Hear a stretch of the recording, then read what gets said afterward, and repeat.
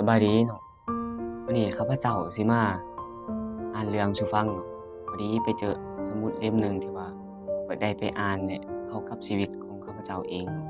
วันนี้ข้าพเจ้าสิมาอ่านให้ทุกคนฟังว่าเรื่องในมื้อนี้จะมี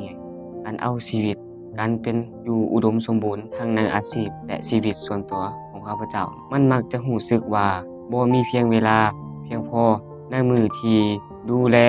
ทุกสิ่งทุกอย่าง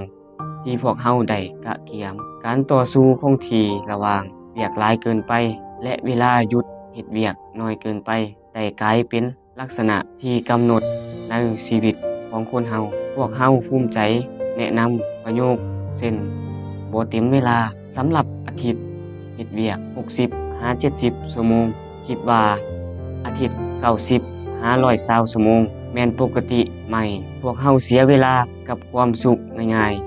คือการอ่านใช้เวลาที่มีคุณภาพกับครอบครัวเข้าร่วมพิธีทางศาสนาหรือแม้แต่มีการสนทนาเปิดกับคู่สมรสของพวกเฮามันเป็นวงจรของความวุ่นวายคงที่แต่ยังมีผู้มีอิทธิพลที่อยู่เบื้องหลังและแม่ของ6คนผู้ที่เบิ่งว่าได้แตกรหัสถึงว่าจะมีบทบาทของการดำเนินธุรกิจอย่างเข้มงวดแต่สามารถนอนหลับได้ดีกลายเป็นคู่ฝึกบานเตะเป็นกำลังใจให้กับเกมเด็กน้อยของเจ้าและสอกหาเวลาจะเฮ็ดกิจกรรมกลางแจ้งนั่งตั้งใจเวลาวางในมือเฮ็ดเวียกเพื่อเติมพลังและยังได้ใช้เวลาหลายมื้อสำรวจ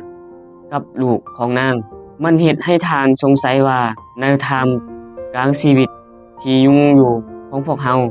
าสามารถสอกความสมดุลของตนเองได้บ่เวลาของนางแตกต่างจากส่วนใหญ่ชั่วโมงและนาที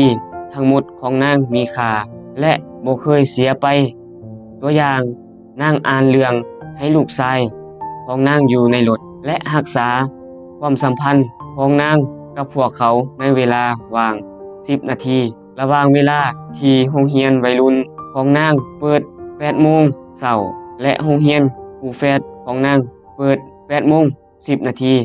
ยังเข้าใจว่านางมีความรับผิดชอบต่อตนเองทุกสิ่งทุกอย่างที่ข้าพเจ้าเฮ็ดทุกๆนาทีที่คอยใช้มันเป็นทางเลือกของข้าพเจ้าดังนั้นนางได้ใช้เวลา